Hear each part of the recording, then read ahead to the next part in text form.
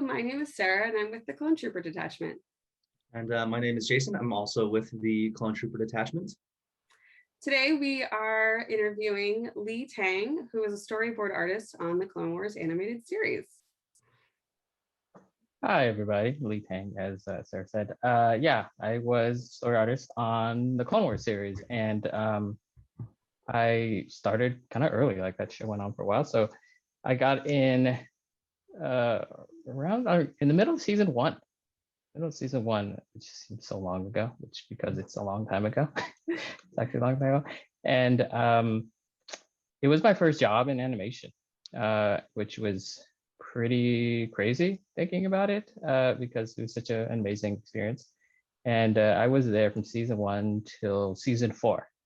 And the show, as you all know, just kept going on very much so without me. So all right. So if you don't mind, if you could tell us a little bit about what a storyboard artist does in an animated series. Well, Clone Wars was interesting in that it wasn't traditional when it came to the story approach. And that was, this is, George Lucas had this vision of how he wanted to do it. So we did it in a format that we eventually called 3D story, which was this blend of 3D to do the story, which is usually in storyboards is usually drawing, but it was a kind of a blend of a lot of different other parts of making other movies. Like there's layout department, final camera, and all that stuff. So what we did was essentially that. Instead of usually with storyboards, you take the script and you draw out the shots, kind of a rough blueprint of what the show would look like, an episode. But we did it in 3D. It was a lot of proprietary software that was being developed, and we're kind of the guinea pigs for the process. So I think about like season one, we went through a lot of like growing pains trying to work out, because it's weird to think that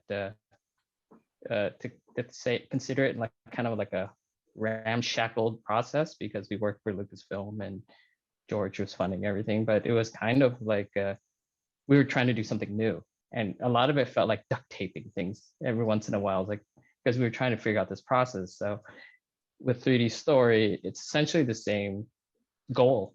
It's to tell the story of the episodes through shots and character animation, and single is 2D boards, just a different medium. So it was about creating a blueprint for every episode, but in a different kind of way to do it, which was challenging at the time, but eventually it got pretty amazing how the pipeline, how we figured it out.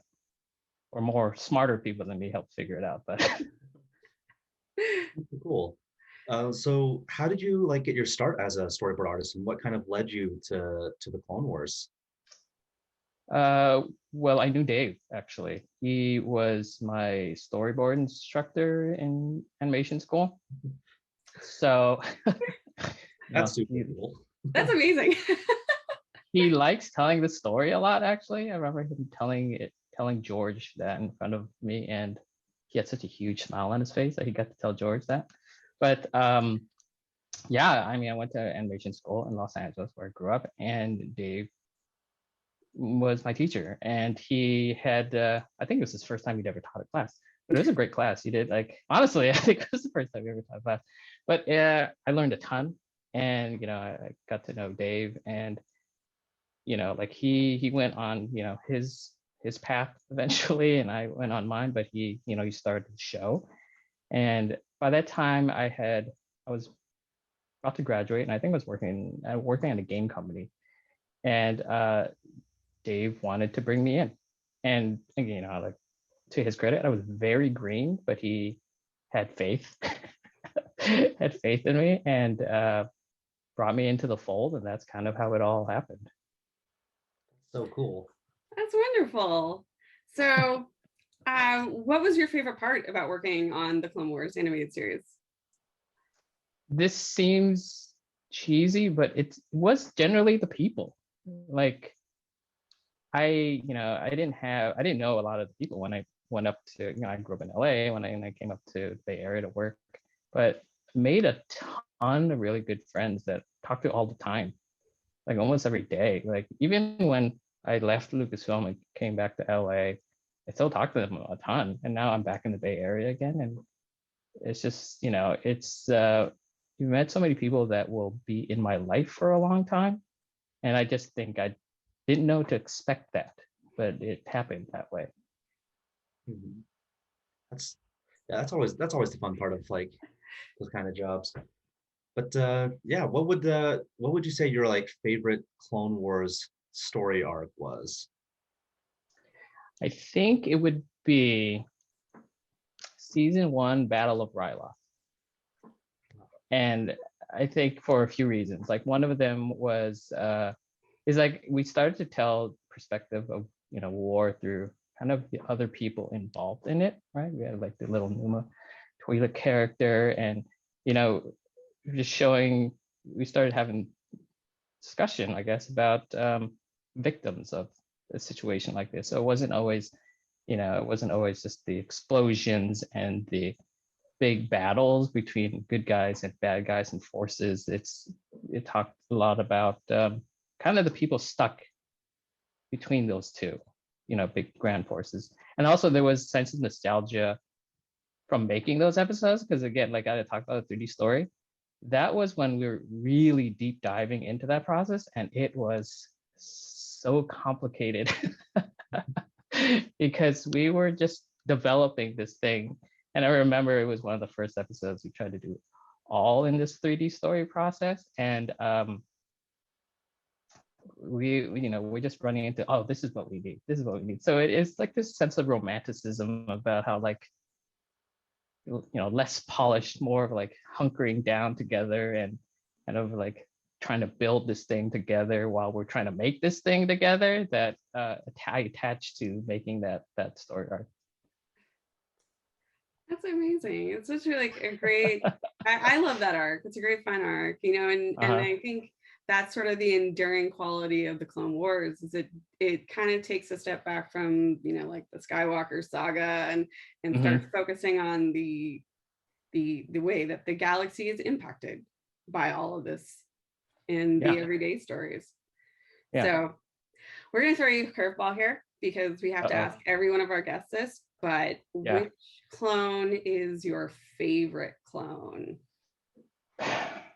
It's so easy. I think it's easy to go to like the Rexes and the Codys, because they're kind of front and center. But I guess this is a Battle Ryloth thing again, like Waxer. I don't know. He just had such a heart for kids. But you could, that kind of stuff like endears me to characters. So maybe having emotional sympathy. So maybe Waxer, I think. I know that's a hard one. There's so many. Yeah. How many do you remember off the top of your head?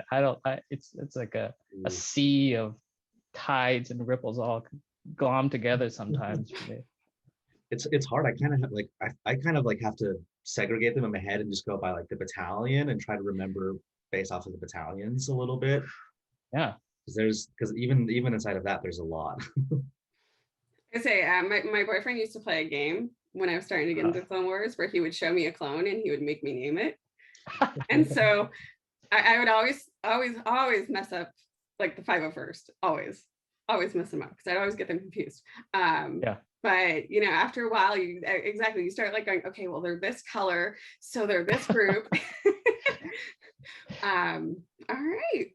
I know. I just think it's funny how much of our brain space is occupied with categorizing clones at this point.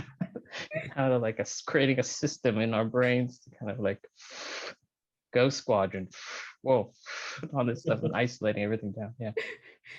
And then trying to remember P1, P2. Oh yeah. Yeah. What did their helmet look like then? What did their paint look like then? Yeah, and there's some clones that have like 5 or 6 outfits. Like Wolf alone has 5 or 6. Need a chart. I was just gonna say Wolf. We need a chart, or like a diagram with a bunch of strings connecting them, like Yeah. solving a crime. Who was their general? Mhm. Yeah. What was their deal? Some of them had deals. Yeah.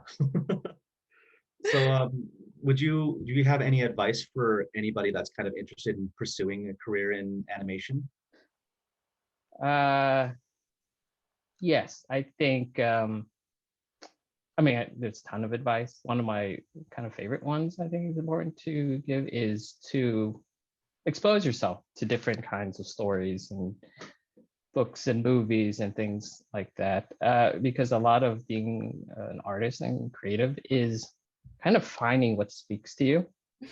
So, don't just watch animation, for instance, right? Watch live action films too, because there's such a plethora of different kinds of stories that exist out there, different ways they're told, different kinds of characters, different kinds of filmmakers, different kind of languages that they're used to make them, and different kinds of just artistic style, right? And watch a lot of things and see what you like. And also, like, don't be kind of embarrassed by what you like. Like, own what you like, and because it's honestly just what appeals to you. And if you do it well, there's room for it in the universe. So, watch things to see what you like and then do what you like. It's the simple version of that. Long-winded. No, but I like that because it's like I feel like every piece of media that just we consume, there's so much more like that influences all of that. So Oh yeah. it's good to have a deep well of knowledge for that. Yeah. Like, look at George and Star Wars, like all the Kurosawa stuff that kind of like fed into making that. Oh yeah. Yeah. Thank you so much for joining us this morning. We really appreciate your Sure. time. No problem. Thanks Thank for you so having me. much. You're welcome. All right. Well, thank you everyone for joining us, and we hope you have a great day. Take care. Bye.